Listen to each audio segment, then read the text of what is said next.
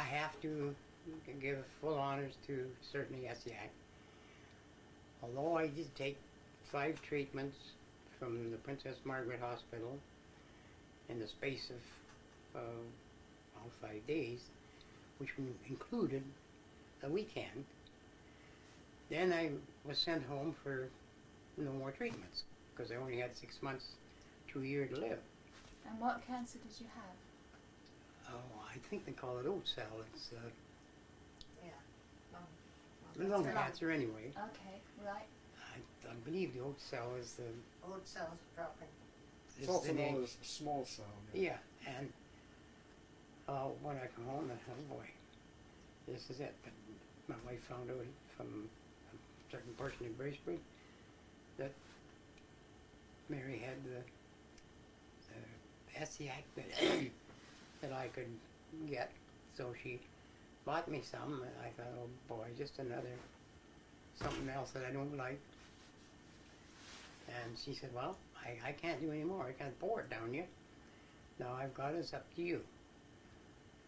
But I didn't know at that time that it was Miss Caisse's recipe, and above all, that Mary had worked with Miss Caisse.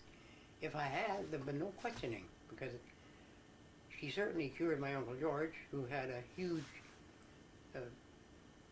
cyst on his lip, and the space of, well, I never saw him for 3 months, and it was gone the next time I saw him, so he said definitely it was Miss Caisse's remedy that cured him, and I was pretty young at the time when that happened, but I was so much surprised when I found that Mary had worked for, with Caisse on the making of the Essiac, and I said, well, I'll certainly give it a try. And from that day, I've never looked back. How long ago was that? Well, that was it would be February of 1988, but it was March when I started the Essiac of '88, and here I am still going. And you still take it?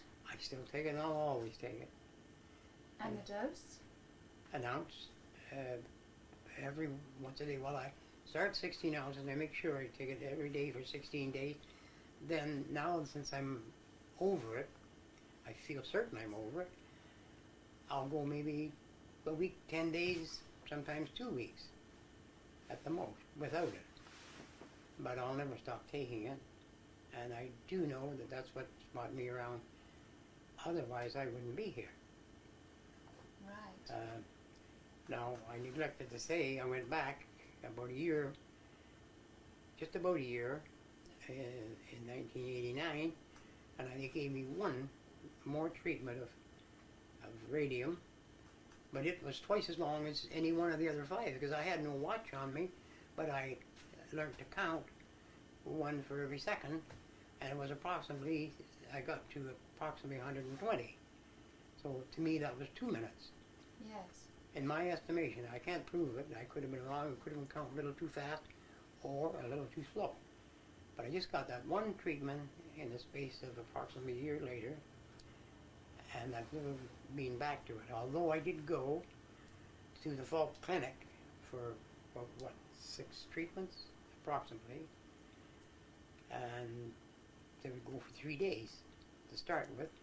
Then I got the chemotherapy was making me sick, so they cut it down to 2 days.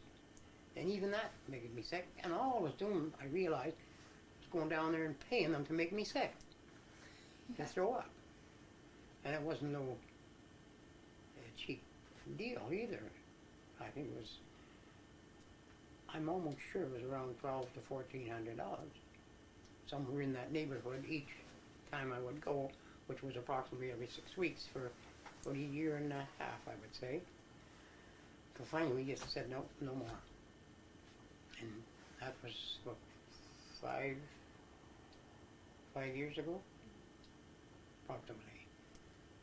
I'd say about 5. It was 90. It was 90 we quit, July of 90. Oh dear. Well, That's okay. 7 So years. Yes. I'm always behind with everything. Okay, that's 97, that's 7 years. So I feel I must be over it. Yeah. And I'm feeling better now than I have for the last 20 years. If it wasn't for the poor circulation, I think I'd be jumping over the moon. That's So- wonderful. But I do recommend, and I'm living proof that there must be something other than the radium that brought me around. Because other than my voice, everything's back to normal, plus a little better, I would say. Yes. So, but to me, this is why I'm up here. I come up for some more Essiac, and I think Mary's going to let me have 4 or 5 bottles. I hope. If you're lucky. If I'm lucky, yeah.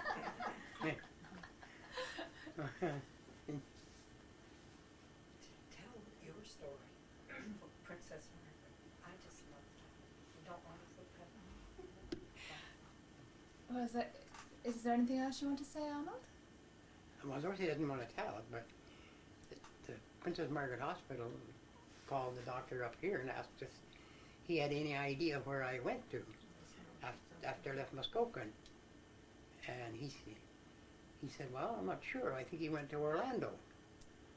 And I said, oh, in Sound, but not Orlando. But anyway, they thought, well, that's not good. They phoned everybody in Orlando they could think of. Couldn't get a hold of me. So then they phoned Essiac, where my oldest daughter lived.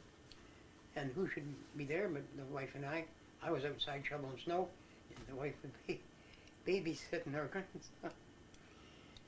And whoever it was, I presume was one of the nurses, said they were just checking up. And she said, have you any idea where Arnold Mahon is? Or, you are definitely his wife? Yes. She said, oh, well then you should know. And she, do you think we could talk to him for a while? And she said, well, I don't think so. He's out shoveling snow, and I don't think he'd think too much of it, having to leave shoveling snow. So she said, oh, well, he must be feeling all right if he's out shoveling snow. So they said, if we send a follow-up letter, will you fill it out and return it? Yes. We did that, and I heard nothing. I got the same letter again, so I put it in the same place as mine went, in the garbage. And I've never heard hide nor hair of them from that day to this.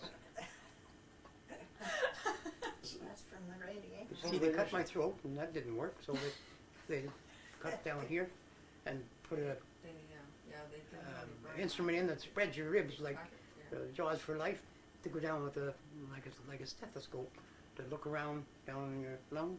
Really? What do you call that? Lascopy? Scopy thing? What do you Yeah. call that thing? That. I know what you mean. It's a little I I think- wouldn't want yes. to sell it. I've forgotten too. Stethoscopic something, I forget it. But that's the only proof I got, and I know a lot of people say, I don't believe that guy, he's lying. He wasn't sick a day in his life. Of course not, and you can't see anything. But anyway, it's marvelous, and I wish people would smarten up and realize there's something out there that I think the Almighty has put on this earth. Something to counteract almost any disease known to mankind, except the new ones are coming in now, and I don't know where in the world, well, I do know where they're coming from, but I can't prove it. Yes. So, Or some of them are coming from the fact that they're giving us antibiotics, not only given to the people, but the animals, and but they're coming from other They're lands, eating animals.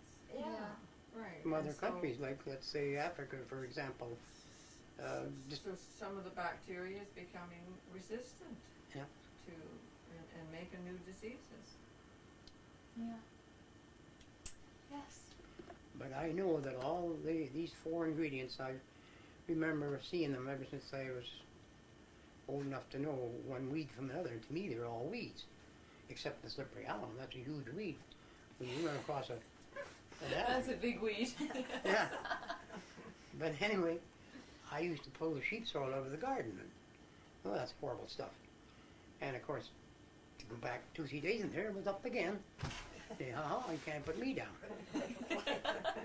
But anyway, my dad said, he said, you can eat that. That's, he called it sour grass. Yeah. So he never lied to me yet, so I tried a chunk of it. And, oh, it was good.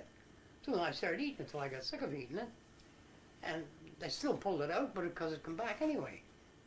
but it was in a good garden, like the ground was very fertile.